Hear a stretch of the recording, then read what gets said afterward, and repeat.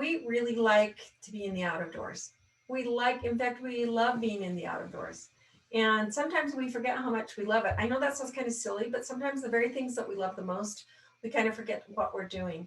And I think that's kind of the way it is for essential oils too. We can love them and we could use them and they can mean a whole bunch to us. And then we kind of forget that they are there, and we kind of forget that we can use them and how valuable they are to us because we're feeling pretty healthy, or we're having a good day, or we're doing a bunch of nice things, or whatever it is. And so we're just having a great experience, and we're trying our best to enjoy life the way it is. And sometimes that means forgetting our essential oils or our mountains. So Sometimes we get really busy, and we have this funny thing going on now where we live in an area where there actually are deer that come down into our area, and so you have to be careful, especially at night driving around and avoiding the deer. And so we have this little thing when one of us is leaving the house, we say, "Bye, I'll see you. Watch out for deer." And lately we've been adding, "Don't forget your lifelong vitality." And it's like, oh yeah, sometimes I get so busy I forget to take it, and it makes such a huge difference. you say that? I did, yeah. I said that to you this morning. Oh yeah, you did. But the watch out for deer thing, yeah, that came from our grandson. It was so cool. So why we're not really reminiscing here, even though it might feel like it to you a little bit. But there are some really important things we can do to prepare ourselves so that we can enjoy that experience of being on that mountain. And since we're going to go hike that next week, we want to make sure that we take care of ourselves before we get there. And that's what we can do all the time with essential oils. So the same questions come up time after time. And it's so funny because we even forget it ourselves, which questions we should ask. So somebody tonight was asking me, well, how many drops should I put in my bathtub? Or can I use this oil, or should I not use this oil in a bath? And so let's just talk about why you would want to do some of these things and why you wouldn't. So I'm just going to go through a few, and then we're going to ask you for questions, if you will. And let's get some questions from you as well. So the number one question everyone has every single time is not what are essential oils, but are they safe? And it's just kind of a mistaken idea about what essential oils are and what they aren't. And that's why people are asking the question. If it says on that label, if you're at the regular grocery store and it says on the label for external use only, that means that they haven't tested it. So they can't really tell you what's going on in that compound. It might smell like it's lavender, or it might smell like it's peppermint, but the compounds aren't pure enough that they're going to take responsibility for it. And so is it safe to use internally if it says only for external use? It's not. And so it's really important not to do that. It's really important not to do it. But it's also really important to know what you have. So I like to choose ones that I know have been really well vetted, and that's why I use doTERRA essential oils, because they are well vetted, and I know that they're well tested. They're grass, but they're not just grass. So many things just grass, and everybody's like, oh, well, then it's good, right, for utilizing. But no, there are a lot of tests that you need to run to make sure that it's going to be effective and that it's going to be safe for you to use. So any company is going to be careful, you think, if they're allowing you or say that you can use this for internal use, that not to hurt the people that they're selling it to.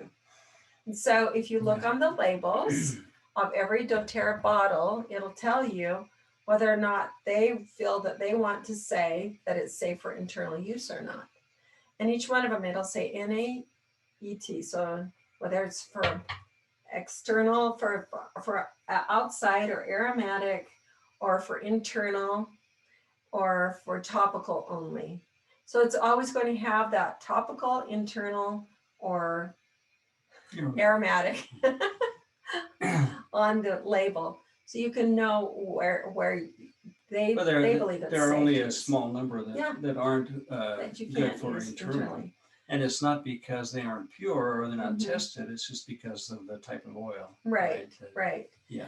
So they're all pure, but that what he said was exactly correct.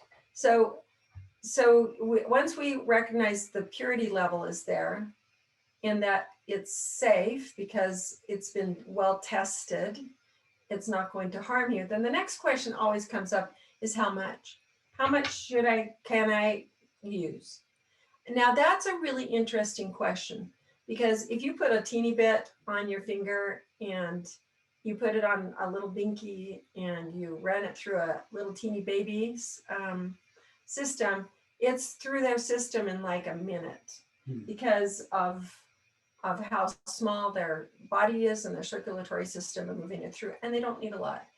And we don't need a lot either. So if you're taking Lifelong Vitality, you're getting some in that, because one of the capsules that you take has essential oils in it. They're the ones that you can take internally, and they've been tested to see how much is the maximum amount that would be a good idea for you to utilize, and that's how much is in them, and not more than that for an adult person. Now, just like everything else, some adults are larger than other adults. And so we got to use our thought, put on your thinker caps and realize, if you're tiny, then you're not going to need as much or utilize as much as if your body's larger. So usually it's somewhere between 4 to 5 drops, or it can be as few as 2 to 3 drops. Find where you can feel that it's still working for you, and do that. And if it's 1 to 2 capsules that is suggested, then try the lower amounts first and see if it's effective for you, and then move up.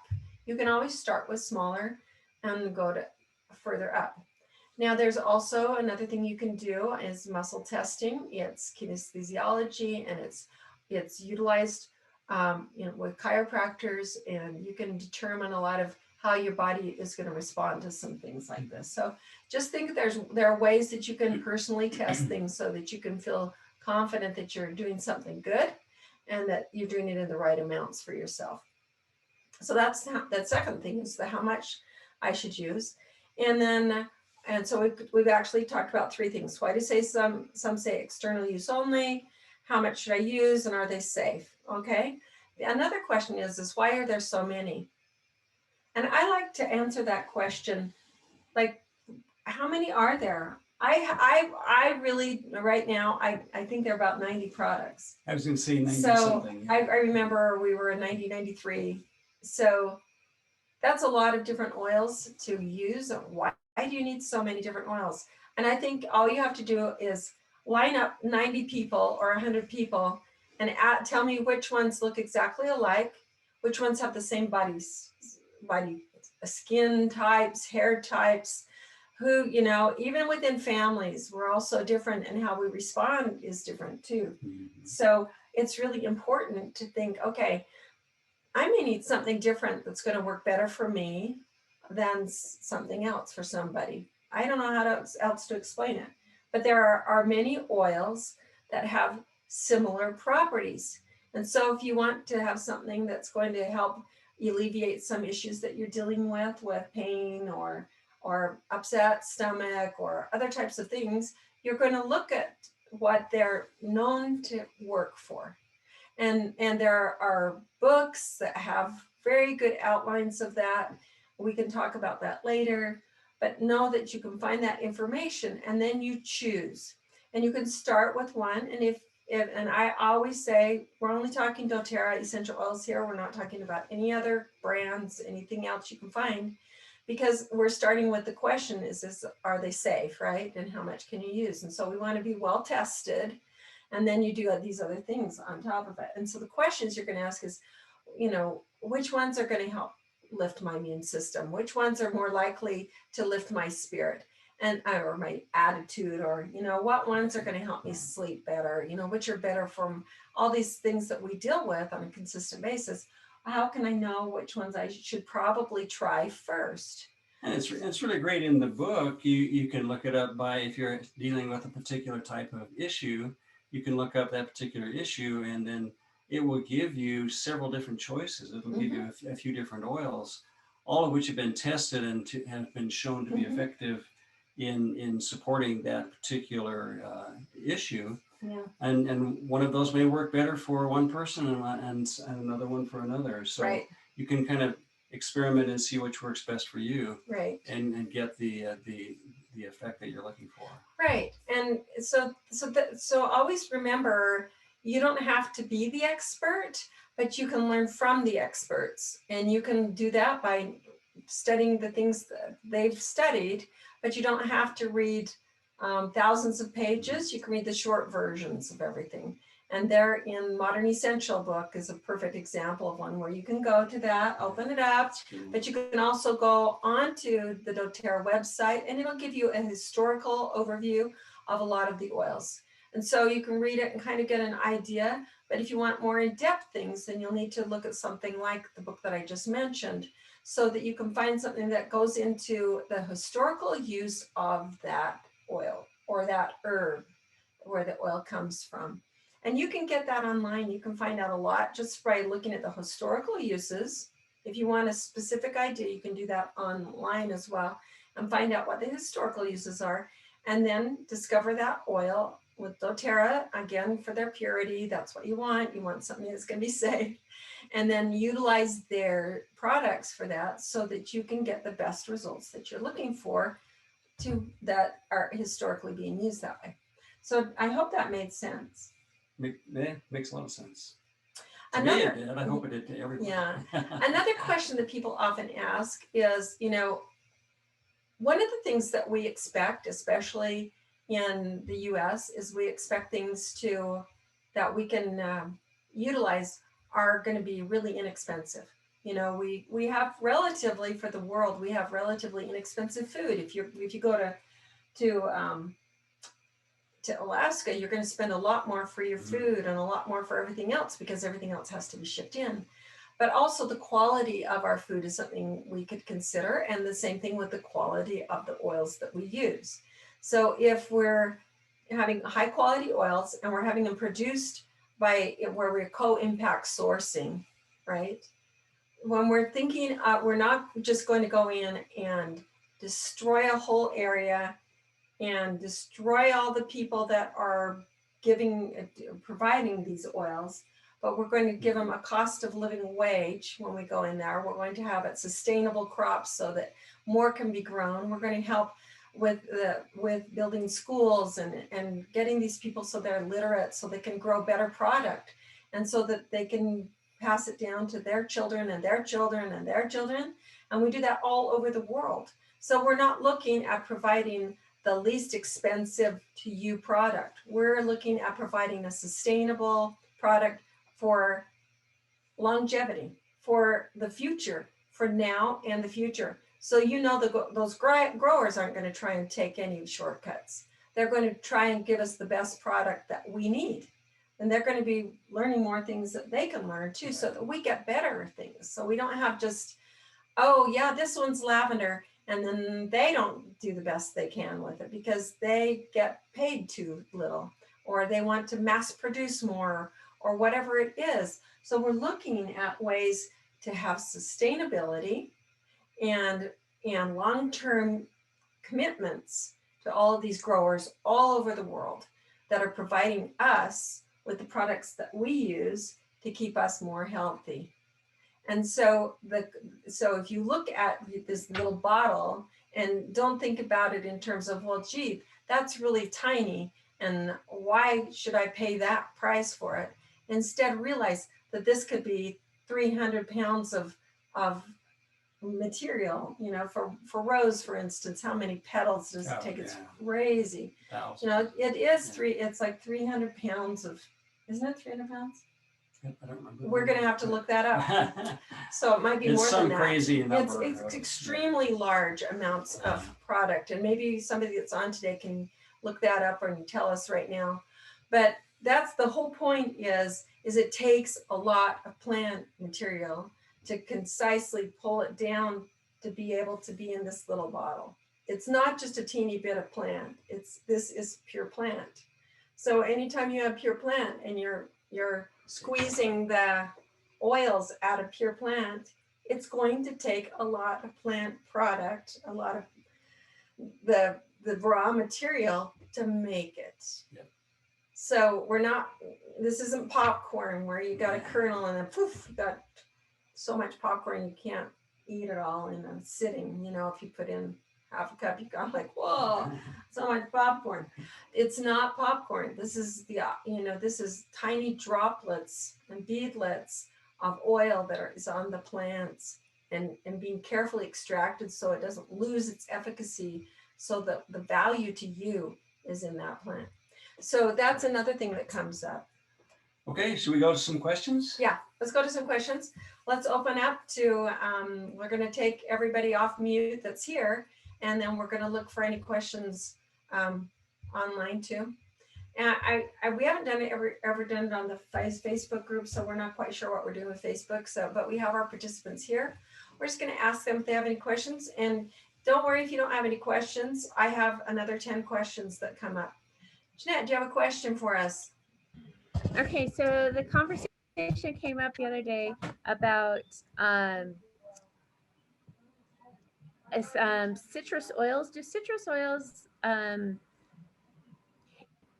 make acid reflux worse, or like?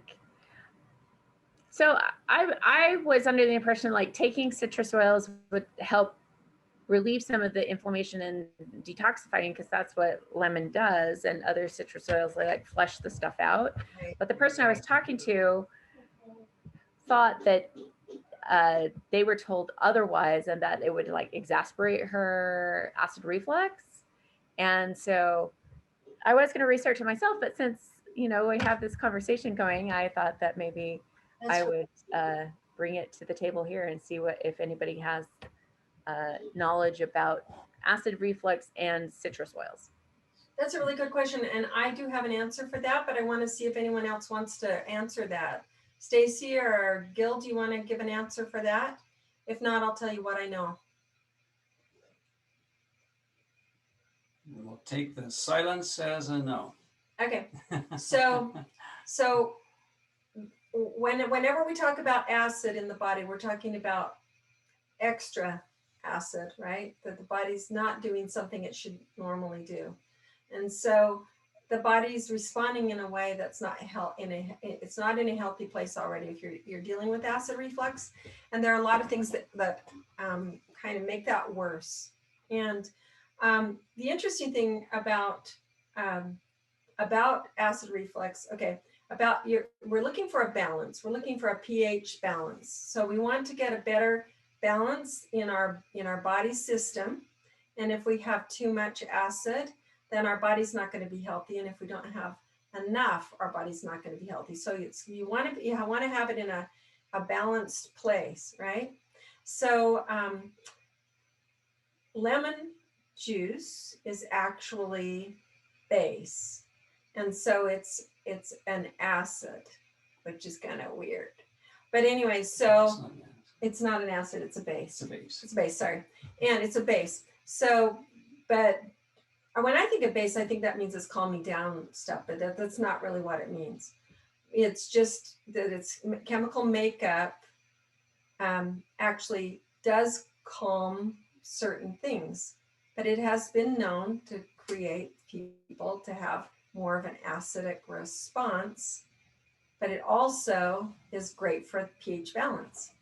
So but I think that's where people get confused, yeah. Right? Because citrus seems acidic. It seems like, citric acid or whatever, but on the pH scale, it's actually a base. Yeah.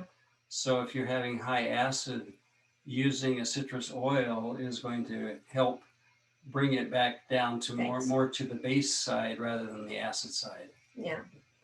But there are other things that are going on, and if that's the case with them, and if their body's responding in some way that's not healthfully, I'd be asking what other things are they doing, because there are a lot of times it's not about the essential oils; it's actually something else they've got in their diet, like for instance tomatoes, or even overeating, or too much high fat in a meal. So those often cause acid reflux.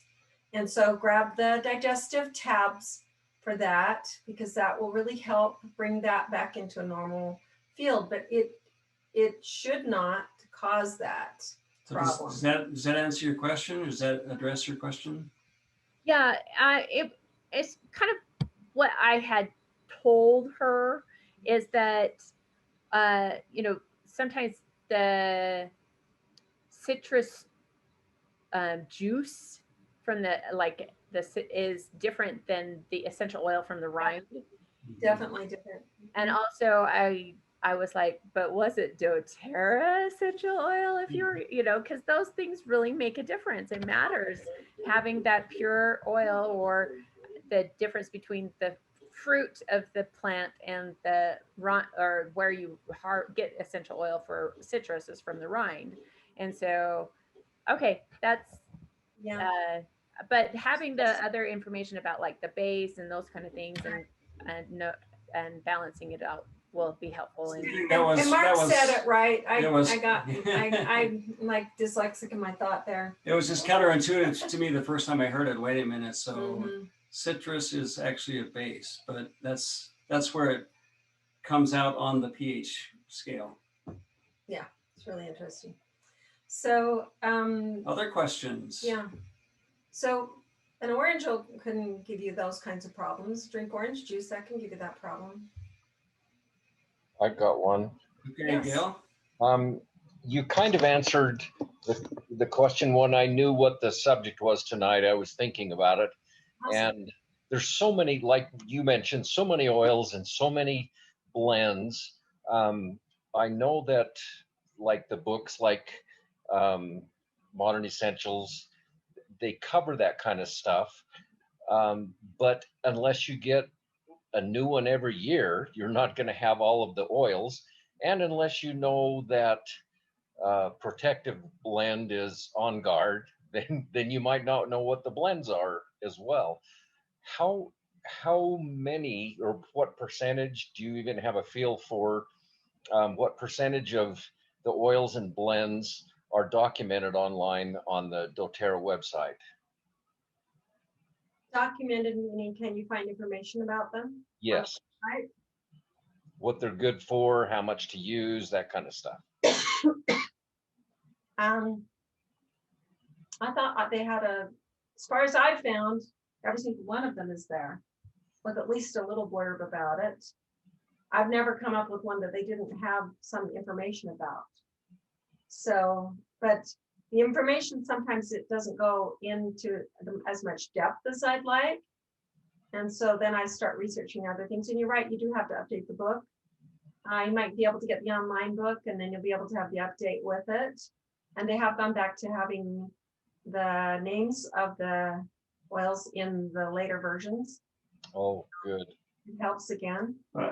I'll have to double check, but I believe on the doTERRA site, they also have both the doTERRA branded name and the generic name, like protective blend. I think it's, They have both. I think it's in parentheses underneath the doTERRA name. So you should be able to, even if you have an older book, you should be able to cross-reference and still find it on the doTERRA site, so you can make sure you're matching the right oil. We're going to check that, but we've been doing a lot of research for these clips recently on this, and that's what we're both recalling. So what you're asking a question that we've done recently, we'd like to go to the doTERRA site and see what they say about things, as well as going to outsourcing. Looks like places. Jeanette may Jeanette, have you have an answer? Yeah. no, I was getting ready to ask a question to Gil. All right. Okay, so just a second on that one. So the interesting thing too is when they do have new ones that come up, how you find the information on the new ones. I think sometimes that's very difficult. And so I do have a few sources that I go that are not, they're essential oil sources. They're not necessarily doTERRA sources, because they don't have all the material that I want yet on it. So I do go outside and source other places. I have a few that I really like that I go to. We can talk about that later. But those are the ones that I use from the kind of the internal group of doTERRA that I think are excellent resources. Okay, cool. All right, Jeanette, your question for Gil, right? Yeah, this is actually in relation to his video last week. Should I wait till later to ask it, or No, go for it. okay? Open forum. So somebody was watching the video on the replay, and they asked the question on the testosterone supplements that you take. They wanted to know if those where you got those, or what brand or what kind they were. The one I currently take, you get at Costco. Give me just a second and I'll grab the box. I'll be right back. Okay. There he goes. He's out of the room. So I love these questions. You know, it's speaking of going back to acid reflux and how people deal with that. I think that's a problem for a lot of people. And I think people don't realize it, but sometimes they actually have it because they don't drink enough liquid. Sometimes it'll come because they have allergies to certain things and their bodies aren't digesting well. Sometimes they need some Terrazyme. And he's going to answer the question. Okay, We'll come back. here's the answer. This Okay. is the box it comes in. It's called Weeder Prime Testosterone Support. And you get it at Costco, and you sometimes have to hunt for it because they don't always keep a big supply and they move it around often. So it's not in the same place all the time. So you kind of have to hunt for it a little bit. All right, Awesome. good to know. I'll let her know. Thank you. Did you get your question answered enough, Gil, or do you need some more answers on that one? Was that too not clear enough for you? On the documentation. Yeah, right. Oh yeah, that's plenty clear. Okay. I appreciate it. All right, good. All right, other questions? I found for me in the recent Yeah, couple, just a second, in the recent thing, it's been a little bit more difficult for me sometimes to find that information though. Oh, So, you know, just if you have a question, bring it here and we can see what we've got, and we'll give you some other resources too to find what you're looking for. Do you have another question, Jeanette? Not yet? Okay. How about you, Stacy? Anything that you've run across? One of the things that I think that people ask, so while we're waiting for more questions, and we're almost out of question and answer anyway, can you believe it? It was fast. But okay, I use herbs. Why do I need to use essential oils? Because an herb has the essential oils in it, right? So if you're using a dried herb and oils are wet, then where is the oil in the dried herb you're using? So realize that there's something missing in that compound if you're using herbs. Now, if you're using fresh herbs and you're doing extracting or tinctures or other things, you may have the oils in there and you may be using them in a way that's going to be very effective. Because you're having more plant properties that you're dealing with, you're going to have a different outcome than if you use an oil. An oil is going to be very much more specific, and it's going to have certain properties and principles that are in the oils very strongly. Okay, so it's going to have a lot more bang for your buck than if you use an herb. But there are times when herbs are perfectly legitimate to use and can be very good. Dried can be good, as well as the raw, or well, not dried. So brand new. I don't know, off the vine. Right. So if you, but the difficulty is if you're trying to get the same properties by picking your lavender and making tinctures as you do with you do wood from using an essential oil that has been tested and carefully extracted oils, and they know exactly the chemical properties that is in that oil that they have. You don't, and you don't know how much of the oils are actually on the plants. So you're going to have ups and downs. You're going to have a variety of responses. You might have to drink 28 cups of peppermint tea to get the same effect you would if you had 4 drops of peppermint that you were smelling or drinking. So there's just that big of a difference between the two. And just remember that that's the case. You're going to have a much different outcome, but it doesn't mean that herbs aren't good. I use milk thistle, and there are many herbs that we use in our doTERRA products that are herbs and not just herbal extracts. And so there is a place for the herbs, and they do help the body in certain ways. Okay. And we can respect both of those Right. things. Very good. Very good.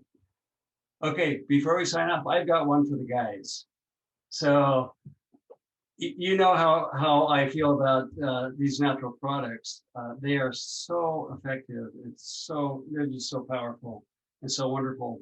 But a lot of guys, my guy friends that I talk with, when I start talking about essential oils and that kind of thing, they go, yeah, but they smell. I don't want to smell like a girl, I don't want to smell like I'm wearing perfume or whatever. And so a lot of guys really object to the odors, to the aromas. Sure. And so that can be a problem for a guy. You can put it on night, and that's probably okay, especially if you're, people around you like that. But there are other options, and the thing that you can look at is either diffusing, which is a great way to get it into your body without having to put it on your body, so that you're, if you're worried about smelling like essential oils, at least you can get it into your body, and that's a really quick and efficient way to have the effects. And the other thing is that many of these oils are in the internal products that you take. As Cynthia mentioned, LLV, and there are many others that have these properties. Deep Blue is one that I love because awesome. it's great, and it has so many great properties, and I can take it and get the same effect as if that I would if I rubbed it on. There are many others that are in the supplement line that you can look at and get those same properties. So guys, don't just dismiss it and don't say, "Hey, they smell terrible," or "I don't want to smell like a girl," because you can still get the effects. You can still get the benefits of those products by taking them other ways. So true. So, all right, I think we're at time. So find doTERRA, find us. We'll be happy to help you walk through anything that you need. Find us on Facebook, find us on YouTube, find us here, and start helping your body find ways to heal itself better. Take care. Okay, We'll thanks. see you next week. Have a great week. Bye-bye. Bye.